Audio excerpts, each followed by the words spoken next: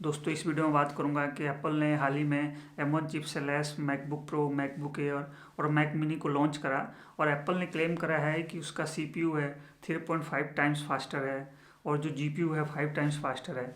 तो ये वाकई में फास्टर है या नहीं है, और मैकबुक एयर में हेवी गेम्स रन हो पा रहे हैं, तो ऐसा कैसे हो पा रहा है, और वाकई में जो M1 चिपसेट है वो वाकई में फास्ट है या नहीं है। तो इन सब के बारे में बात करूंगा। तो नमस्कार दोस्तों, मैं हूं अंबुज, आप देख रहे हैं गीकी अंबुज। तो stay tune and let start. तो दोस्तों मैं सबसे पहले बता देना चाहता हूँ कि जो M1 चिप है काफ़ी ज़्यादा स्ट्रॉन्ग है और काफ़ी अच्छे से परफॉर्म करता है और वाकई में फास्ट है। एप्पल ये क्लेम करता है कि 3.5 टाइम फास्टर है। ये इसका कोई बेस नहीं बताया। उसने बताया कि जो मार्केट में लेटेस्ट जो स्ट्रॉन्गेस्ट विंडो लैपटॉप्स है उससे फास्टर है। उसने नाम नहीं बताया, तो मैं इसके बारे में नहीं बताऊंगा कि वाकई में 3.5 टाइम्स फास्टर है या नहीं है, लेकिन मैं बताऊँ कि वाकई में काफ़ी स्ट्रॉन्ग है। प्रोसेसिंग काफ़ी अच्छी है और ऑप्टिमाइजेशन अच्छा है इसका। और इसके मतलब कि ये ऐसा अच्छा परफॉर्म कर पा रहा है, तो इसके लिए मैं कुछ टर्म्स को आपको बताना चाहता हूँ। पहला है ट्रांजिस्टर्स, दूसरा है नैनोमीटर प्रोसेस टेक्नोलॉजी और तीसरा है ARM चिप। तो सबसे पहले मैं बताना चाहता हूँ कि जो M1 चिप में 16 बिलियन ट्रांजिस्टर्स लगाए गए। और दोस्तों बताना चाहता हूँ कि ये ट्रांजिस्टर्स क्या होता है। तो transistors normally electronic circuit board में स्विचिंग की तरह काम करते हैं। ये एम्पलीफायर की तरह भी काम करते हैं, लेकिन अभी ये जो सर्किट बोर्ड में स्विचिंग की तरह काम करते हैं, स्विचिंग में ऑन और ऑफ करते हैं। और ऑन और ऑफ करने से क्या होता है कि ये 0 1 का फॉर्म जनरेट करते हैं। आप दोस्तों जानते होंगे कि कंप्यूटर टेक्नोलॉजी में जो भी कंप्यूटर अपना काम करता है, वर्क करता है, वो बाइनरी डिजिट कोड में वर्क करता है, 0 1 के फॉर्म में करता है। तो ये जो ट्रांजिस्टर्स हैं उसके लिए बाइनरी डिजिट कोड जनरेट करते हैं। और जितना ज़्यादा बाइनरी डिजिट कोड जनरेट होगा उतने ज़्यादा जल्दी से प्रोसेसिंग होगा, प्रोसेस करेंगे, जो डेटा होगा तुरंत रिकॉर्ड होंगे, प्रोसेस होंगे और परफॉर्म भी होंगे। मतलब कि क्या है, ऑपरेट भी होंगे उस तरीके से। तो जितने ज़्यादा ट्रांजिस्टर्स होंगे उतने ज़्यादा ऑपरेशंस होंगे और उस हिसाब से जो आपका प्रोसेसर है वो टास्क भी जल्दी परफॉर्म कर पाएगा। दोस्तों बता दूं कि एप्पल बोलता है कि 11 ट्रिलियन ऑपरेशंस पर सेकंड कर सकता है M1 चिप। 11 ट्रिलियन ऑपरेशंस काफ़ी ज़्यादा होता है दोस्तों।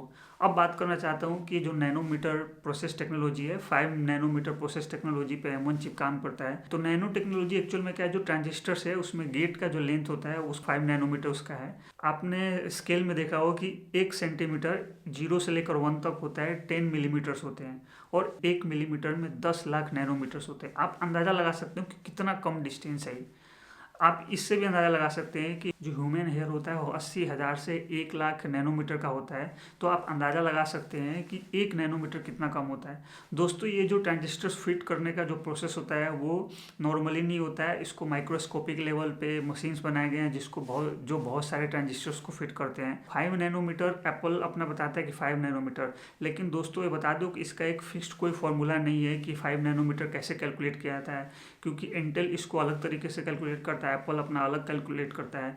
लेकिन एक चीज़ बताना चाहता हूँ कि एक क्लोज एरिया में सपोज करो कि 1 मिलीमीटर स्क्वायर एरिया में जितने ज़्यादा ट्रांजिस्टर्स होंगे वो उतने अच्छे से परफॉर्म करेगा। अगर मान लो सपोज करो कि एप्पल 1 मिलीमीटर स्क्वायर एरिया में वो 100 मिलियन ट्रांजिस्टर्स को फिट किया हुआ है, और इंटेल हो सकता है कि 90 मिलियन ट्रांजिस्टर्स फिट। तो जो ज़्यादा ट्रांजिस्टर्स फिट करेगा उस एरिया में, तो उसके टास्क परफॉर्म करने के चांसेस ज़्यादा रहेंगे। अब जो भी फॉर्मूला लगाया जाए वो अलग बात है, लेकिन इतने ज़्यादा ट्रांजिस्टर्स होंगे और उनके बीच का जो गैप होगा वो कम होगा, वो चिप उतना ही स्ट्रॉन्ग होता है। और मैं बताना चाहता हूँ कि जो 5 नैनोमीटर प्रोसेस टेक्नोलॉजी है, इससे क्या होता है कि कम गैप होने की वजह से क्या होता है कि जो इलेक्ट्रॉन यहाँ से निकल के यहाँ तक पहुँचता है, तो इसमें डिस्टेंस कम होने की वजह से एक तो डिस्टेंस कम ट्रेवल करना पड़ रहा है और उसको एनर्जी भी कम लगानी पड़ी है डिस्टेंस ट्रैवल करने के लिए। तो इसके वजह से क्या होता है कि अगर ज़्यादा ट्रांजिस्टर्स होंगे और गैप कम होगा तो आपके बैटरी भी काफ़ी बचती है, मतलब कि बैटरी एफिशिएंट होता है। और ज़्यादा ट्रांजिस्टर्स होता है तो वो मतलब प्रोसेस एफिशिएंट होता है, मतलब कि वो टास्क को काफ़ी जल्दी परफॉर्म करता है। एप्पल के M1 चिप में 16 बिलियन ट्रांजिस्टर्स हैं, तो इंटेल के चिप में भी तो 10 बिलियन 12 बिलियन ट्रांजिस्टर्स होंगे। तो दोस्तों ये ट्रांजिस्टर्स के वजह से जो भी इफेक्ट आना था सका है। और ये जो मतलब कि जो M1 चिप को ट्रांजिस्टर्स और वो जो नैनो टेक्नोलॉजी आगे नहीं ले जाता, आगे ले जाता है कि उसके ARM चिपसेट। ARM चिपसेट में क्या है कि वो सबको इंटीग्रेटेड एक साथ रखा गया है उसी चिपसेट में। CPU भी है, GPU भी है, आपका रैम को भी फिट करके रखा हुआ है। तो इसके वजह से क्या होता है, वो ज़्यादा फास्ट हो जाता है। दोस्तों ARM जो चिपसेट होता है, वो ARM चिपसेट आपके स्नैपड्रैगन्स जो आपके मोबाइल फ़ोन्स हैं, टैबलेट्स हैं, उसमें यूज किया जाता है। आपने देखा हुआ है कि जो आपका स्नैपड्रैगन प्रोसेसर होता है मोबाइल फ़ोन्स के लिए, उसमें ARM Cortex A53, A55, A75 का यूज किया जाता है। तो ये ARM ही है जो कि एक चिपसेट बनाती है, और वो चिपसेट को स्नैपड्रैगन यूज करता है और अपने अकॉर्डिंग उसको बनाता है और अपने मोबाइल फ़ोन्स में यूज करता है। तो जो ARM चिपसेट को एप्पल 2007 से यूज करता है, और आईपैड्स में भी इसको यूज़ किया। तो आईपैड्स में इसको इन्हांस कर करके, उसमें रिसर्च एंड डेवलपमेंट कर करके आईपैड के जो चिपसेट को इतना बेहतर बना दिया है कि वो हैवी से हैवी टास्क परफॉर्म कर पाते हैं। तो एप्पल सोचा है कि क्यों ना ये जो आईपैड की जो टेक्नोलॉजी है उसको और ज़्यादा मतलब कि फर्दर इन्हांस किया जाए, फर्दर रिसर्च एंड डेवलपमेंट करके क्या किया जाए कि उसको लैपटॉप में उतारा जाए। तो कुछ दिन से एप्पल क्या कर रहा था, रिसर्च कर रहा था M1 चिप पे, और M1 चिप को उसने हाल ही में मार्केट में उतारा, और जो कि काफ़ी अच्छा परफॉर्म कर रहा है। दोस्तों कुछ लोग बोल रहे हैं कि M1 चिप नया है, अच्छे परफॉर्म नहीं करेगा। दोस्तों M1 चिप वाकई में नया है, लेकिन ये टेक्नोलॉजी नई नहीं है। एप्पल इसको नियर अबाउट समझ लीजिए कि 13 साल से इस चीज़ को यूज कर रहा है, और उसको पता है कि कहाँ कहाँ चीज़ इसको अच्छे से यूज, मतलब कि कहाँ पे इसको अच्छे से इस्तेमाल करना है। जो नॉर्मली ARM Cortex टेक्नोलॉजी वाले जो चिपसेट होते हैं उसमें फ़ैन की ज़रूरत नहीं पड़ती है। आपके मोबाइल फ़ोन्स में फ़ैन की ज़रूरत नहीं है, आईपैड्स में फ़ैन नहीं लगे होते हैं, और वो अच्छे से परफॉर्म करते हैं। तो इसी चीज़ को उन्होंने ध्यान में रखते हुए इस M1 चिप को बनाया। और तो M1 चिप में क्या है कि इंटीग्रेटेड हर चीज़ लगा हुआ है, और हर चीज़ लगा हुआ है तो क्या है कि CPU, जैसे मान लो कि कोई भी टास्क परफॉर्म करने के लिए, सपोज करो कि आप किसी एप्लीकेशन को ओपन करते हो, तो आप क्लिक करते हो, तो वो क्लिक होने के बाद क्या प्रोसेस होता है, वो आपके जो आपने सपोज करो कि गूगल क्रोम को ओपन किया, तो गूगल क्रोम जो भी इंटरनल मेमोरी में सेव होगा, इंटरनल मेमोरी से आपके रैम पे जाता है, रैम से फिर CPU में जाता है।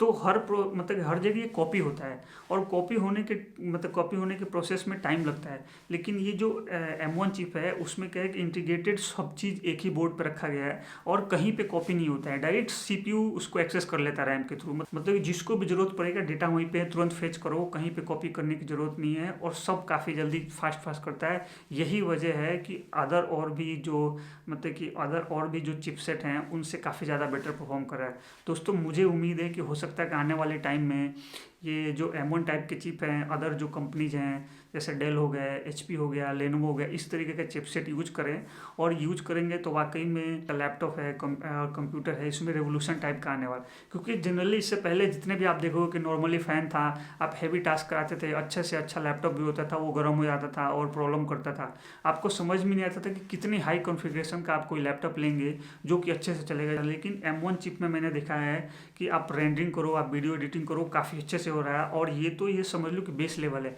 जब इसके हायर लेवल के अपग्रेडेड वर्जन्स आएंगे तो सोचो उनका क्या हाल होगा।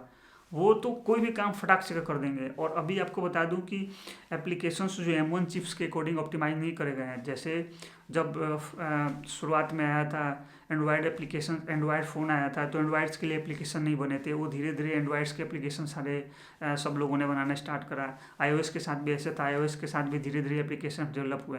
तो ये भी क्या है कि x86 864 आर्किटेक्चर पे काम नहीं करता है, ये अपना खुद का अपना अलग है, M1 का आर्किटेक्चर अलग है। तो M1 के आर्किटेक्चर के अकॉर्डिंग ही सारे एप्लीकेशंस को, सॉफ्टवेयर्स को ऑप्टिमाइज कराए जाएंगे। तो उस हिसाब से जब सब ऑप्टिमाइज हो जाएगा तो सोचो कितना अच्छे से बेहतर परफॉर्म करेगा।